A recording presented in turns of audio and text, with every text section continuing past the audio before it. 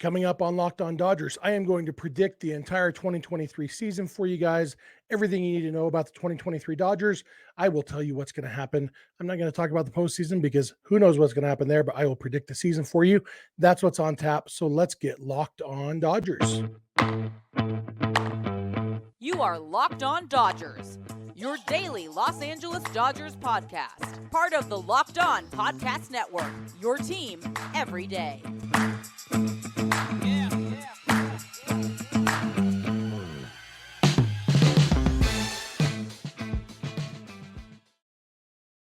Hello, Dodger fans. This is Locked On Dodgers, part of the Locked On Podcast Network, your team every day. Thank you for making Locked On Dodgers your first listen every weekday morning. Remember, this show is free and available on all podcast platforms and on YouTube simply by searching for Locked On Dodgers. Or even better, go ahead and subscribe wherever you're watching or listening right now, and then you will never miss a day because you know we're not going to. If this is your first time with us, I am Jeff Snider. My co-host is Vince Samperio, although it's just me today. Vince and I are both lifelong Dodger fans, just like you are. We've also both spent time covering the Dodgers in the press box and the locker room. So we're not quite insiders, but we bring you the smart fans perspective on our boys in blue every weekday morning. And that's the plan for today. I want to tell you first, though, that today's episode is brought to you by FanDuel Sportsbook, the official sportsbook of Locked On. Make every moment more. Visit FanDuel.com/LockedOn today to get started. And thanks for being with me today. I'm sorry I missed yesterday. I spent the weekend. It was a busy weekend for me. I think I mentioned last week, my son had a wrestling tournament on Friday and Saturday in Draper, Utah, and then a baseball tournament on Saturday and Sunday in Las Vegas, Nevada. And you'll notice that both of those were on Saturday. Luckily, or something, he did pretty well in the wrestling tournament, about as well as we expected. It's his first year wrestling. And so he did as well as we had hoped, but he was also done wrestling by the end of Friday night, which was nice. So we did that on Friday and then hopped in the car first thing Saturday morning, drove down to Vegas. It's about a 5.5 hour drive when the weather's good, and got to his tournament. He actually pitched, and him and his buddy Caleb threw a combined perfect game in our team's first game of the tournament, which was pretty cool. So congratulations to Logan and Caleb on that. It was fun. Logan's team won the tournament, the 16U division. So a lot of fun. We had a lot of fun, but that meant that I didn't get home until about 3 a.m. on Sunday night, Monday morning, because the weather was not good on the way home. Lots of snow. Took about 7 hours. Long drive. So anyway, Vince held down the fort recording yesterday's episode, and I appreciate that. And I only give you all those details because, hey, I was talking about baseball, and this is a podcast about baseball, but specifically it's about the Dodgers. And that's what I'm going to talk about for most of today is the Dodgers. And specifically, I'm going to predict everything you need to know about the Dodgers 2023 season. So with that said, let's jump right in. I'm going to start with offensive predictions. I'll do offensive in the first segment. I'll do pitching in the second segment. Actually, you know what? Let's do pitching first. Pitching first segment.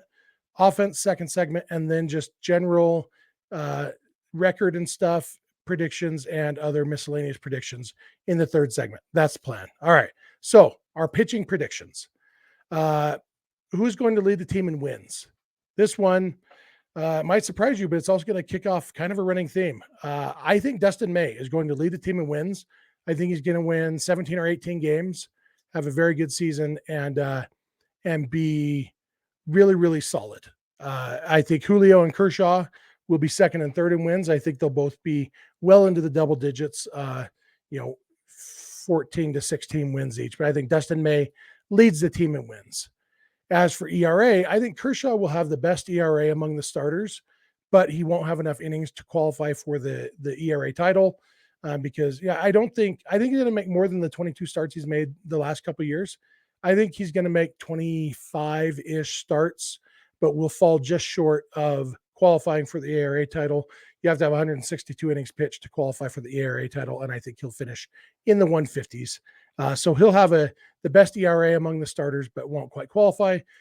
I believe only Julio and May will qualify for the ERA title, and I think May will have a slightly better ERA than Julio, somewhere in the 2.6-ish range, and Julio will be in the 2.7s. That's my prediction there. Leading the team in strikeouts, I think Dustin May will lead the team in strikeouts with Noah Syndergaard not far behind. I think Syndergaard will be kind of in the same range as Kershaw on innings pitched, maybe in the 140-ish range. But I think he's going to have a bounce back on performance and get his fair share of strikeouts. And whereas, Dustin May will still strike out more because he is going to throw more innings. I think May and Syndergaard will have similar strikeouts per 9 numbers, but May will have the overall raw total advantage because of throwing more innings. Most saves on the team, I'm going with Daniel Hudson. I believe Daniel Hudson will, for the most part, be the Dodgers closer. I think they won't be super strict about having a closer, but I think when Daniel Hudson's available and there's a save situation, it will probably go to him. I think they will sometimes use Evan Phillips there, sometimes use Alex Vesia, depending on matchups, but I think kind of their semi-default closer will be Daniel Hudson, and he'll lead the team with like 18 saves or something like that. And I think you'll have a lot of other guys getting saves, kind of like last year. Last year it was out of necessity because Craig Kimbrell was bad. This year I think it'll be more just because they're not too worried about who gets the numbers. And so I think you'll have, again, 8 or 10 guys who have a save. As for best reliever, obviously that's different from the number of saves. I think Evan Phillips is going to be the best reliever on the team, just like he was last year. I expect him to be slightly worse just because it's hard to match what he did last year. But yeah, I think he's going to have an ERA in the high ones, and I think he's going to throw a lot of important innings, 65, 70 innings, and, post really, really good numbers again and be once again the most dependable guy in the bullpen. And I think Yancy Almonte, who was very, very good when he was healthy last year, I think he's going to continue that very, very goodness and make the Dodgers pretty happy and hopefully stay a little bit healthier and just be, a tick behind Phillips, but still very good. Honestly, I think the whole bullpen is going to have a pretty solid season. I expect good things from Vesia, from Hudson. I think Shelby Miller will have a decent season. Gratterall is going to take a step forward in his progression. I think he's still going to be a work in progress as far as getting the strikeouts, and that's going to be the big question for him going forward. But he will continue to induce weak contact. I think Dodgers will have a pretty solid bullpen. And then I'm trying to think if there's any other pitching predictions. That's kind of what I'm expecting. I guess the other thing on the pitching side would be I do expect Bobby Miller and Gavin Stone both to debut and make starts this season. I think among pitchers who aren't in the starting 5 right now to start the season. So starting 5 is Julio, Kershaw, Gonsolin, May, and Syndergaard. Among other guys, I think Ryan Pepio will make the most starts of anybody. I think Pepio will get 8 or 10 starts in. And I think Miller and Stone will both be in the 6 or 7 kind of range on starts. But I think they're going to get their fair share and maybe an occasional start for Michael Grove or Andre Jackson or somebody else we haven't thought of right now. So Miller and Stone, I think, will both debut. And I think both of them will at least compete for the postseason roster and possibly make the postseason roster. I'd probably give Miller a little bit better chance of making the postseason roster just because you need fewer starters in the postseason. And so really you're looking more for an extra reliever. And I think Miller probably will show the stuff to be kind of a dominant multi-inning reliever. And so Miller has the edge on making the postseason roster this year. But I think Miller and Stone both solidify themselves as rotation strongholds going forward. Starting in 2024, they will be just defaulting into the rotation because of their performance in 2023. I'm going to come back in a minute. I'm going to talk about my offensive predictions for the Dodgers. Spoiler alert, they will continue to be optimistic because, as you may have noticed about me, I'm an optimistic fan. Some people say I am unrealistically optimistic.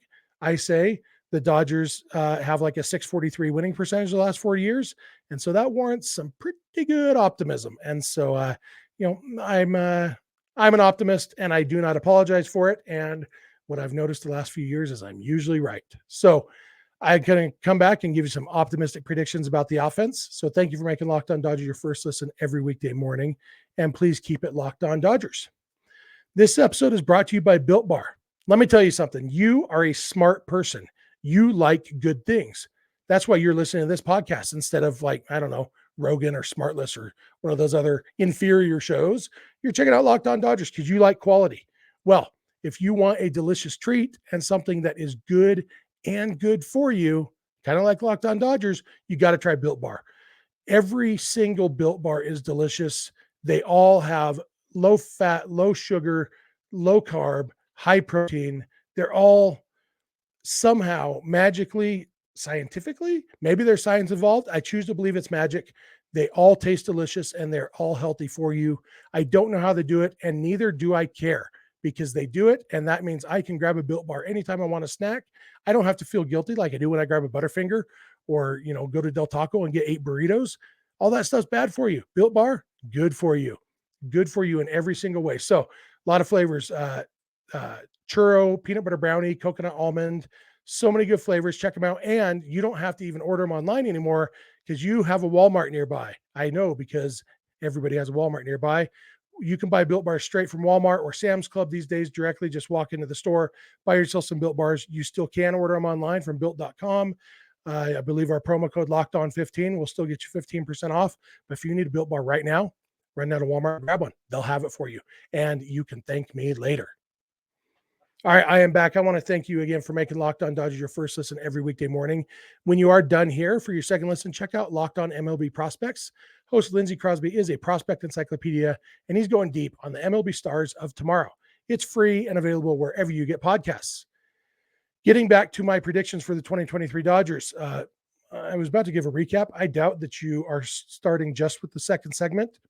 But if you missed the first segment, we're doing our predictions for the 2023 Dodgers. I went through the pitching in the first segment. Now we're going to talk about the offense. And this one, let's start with home runs. Leading the team in home runs, I am going with Max Muncy. I think Muncy is going to have a resurgence, and he is going to get back to, he used to hit 35 home runs every year.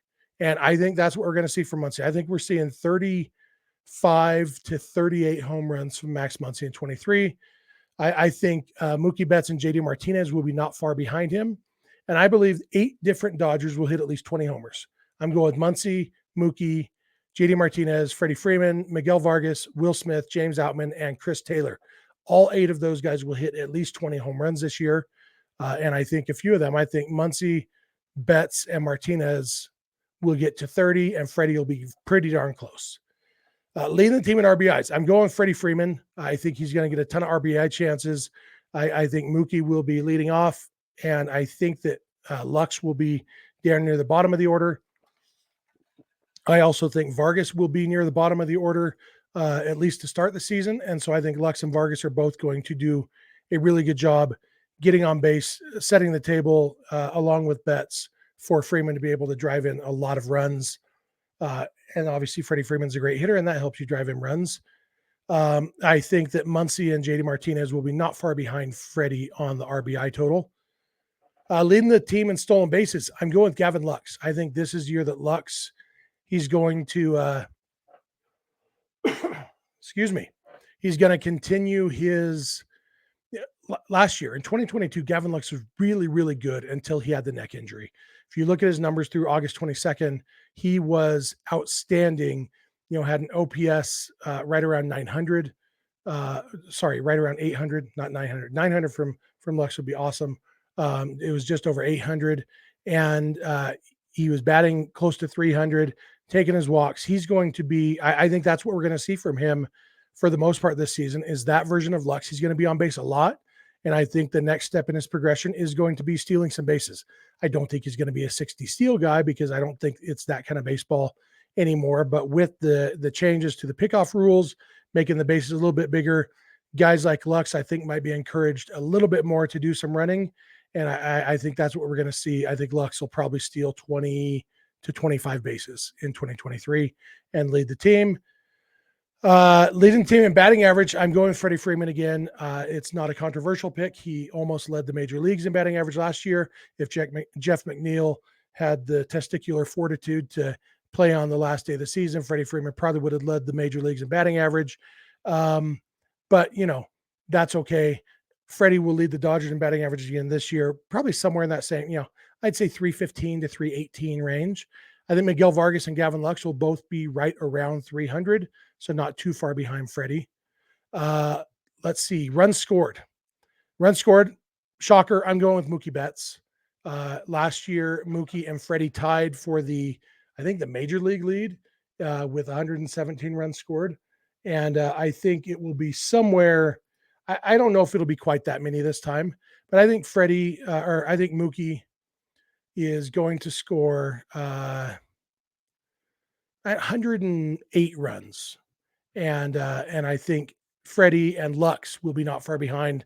Freddie will be right around 100. I think Lux is going to bump up into the 90s or so between being healthy, being productive the whole season, and stealing more bases. He's going to get himself into scoring position, and I think he'll score about 90 runs.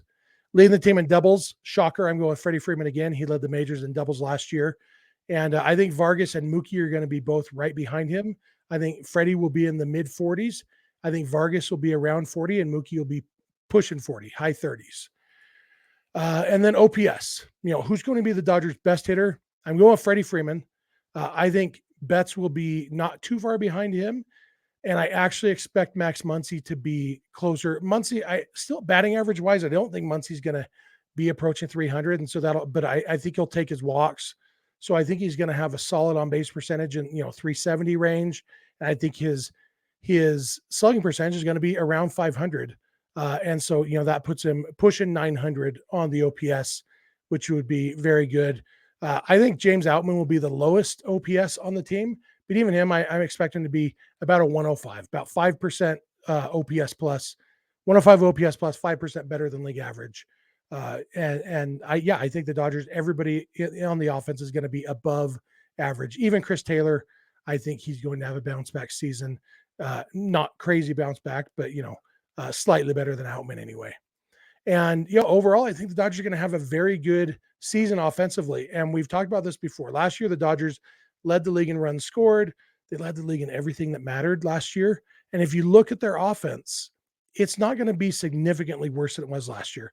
Because basically, you're swapping out Justin and Trey Turner for Miguel Vargas and JD Martinez.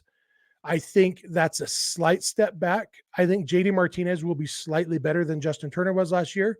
I think Miguel Vargas will be a little more than slightly worse than Trey Turner was, but just barely more, probably just slightly worse. And so it's going to be close to a wash between those four guys.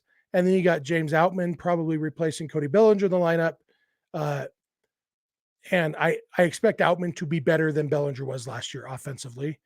And then you've got Chris Taylor hopefully bouncing back, Max Muncy hopefully being good for the whole season.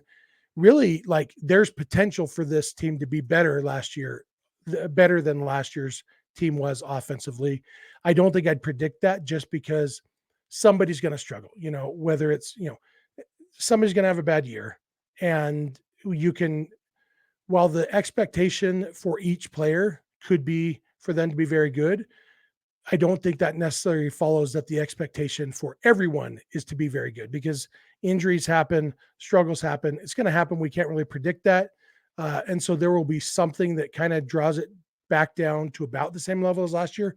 I don't expect a big step back from last year, though, because this team is going to be very, very good. And I think that's something that a lot of people are missing out on. So that's my thoughts on the offense. I'm going to come back in a minute, and I have a few other general miscellaneous predictions for the 2023 Dodgers. So thank you again for making Locked On Dodgers your first listen every weekday morning, and please continue to keep it Locked On Dodgers. This episode is brought to you by FanDuel Sportsbook. This year, the only app you need at your Super Bowl party is FanDuel, America's #1 sportsbook. We're really excited about our new sports betting partner for Locked On because they're the #1 sportsbook in America, FanDuel. And if you're new to FanDuel, that's even better. They have so many great features that make betting on sports fun and easy. So download FanDuel now so you can bet Super Bowl 57 with a no-sweat first bet. You'll get up to $3,000 back in bonus bets if your first bet doesn't win. FanDuel lets you bet on everything from the money line to point spreads to who will score a touchdown. And I talked about this the other day. This line still makes me laugh, and I still think that everyone should be betting on this. Let's check it right now and see what the current props are. There was a possibility to bet on both Kelsey brothers scoring a touchdown. And that is something that is not very likely at all, because Travis Kelsey is probably going to score a touchdown. His brother is probably not. and I am looking to see. I can't find it right now. I hope you can still bet on that. That's a really, really important one because when I did this the other day, you could bet on that, and if you bet $100 and it happened, you would win $13,000. Now that is something that you would definitely want to do. So go to FanDuel, check out all the different options available to bet on because I think there's going to be some pretty cool stuff that you can bet on and some chances to win some good money, some really creative things that I think might be fun for you. So whatever you're going to do, the FanDuel Sportsbook app is safe, secure, and easy to use. Best of all, you can get paid your winnings instantly. So join FanDuel today at FanDuel.com/lockedon to claim your no sweat first bet on the Super Bowl 57. That's FanDuel.com/lockedon. Make every moment more with FanDuel, official sportsbook partner of the NFL. All right, I am back. I want to thank you again for making Locked On Dodgers your first listen every weekday morning. If you are watching this on YouTube, I would love to hear your thoughts in the YouTube comments section. I've already admitted I am an optimistic fan. So if you want to tell me I'm being too optimistic, that's fine. My response that I won't even bother typing, but I'll say it right now is no such thing as too optimistic. Whole point of being a baseball fan is to enjoy being a baseball fan. And right now is the time for optimism, especially when you're a fan of a team like the Dodgers. It's a very good team. So love to hear your thoughts in the comments on YouTube. Excuse me again. If you're listening on the podcast, love to hear from you on social media or email or whatever. I will give you all the contact info at the end, like I always do. With that said, let's jump back into our predictions. We are into our miscellaneous predictions section for the 2023 Dodgers. Just kind of a few things I thought of.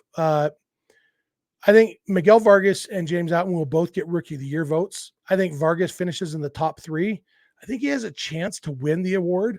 It really comes down to how quickly he can come out of the gates because Rookie of the Year is one of those awards that there's kind of a narrative that builds up throughout the season. Not always, but you do have a better chance of winning the award if you start off hot, keep people talking about you, and then obviously then stay hot. If you have the best season, it's your best chance of winning, but there is a narrative around it.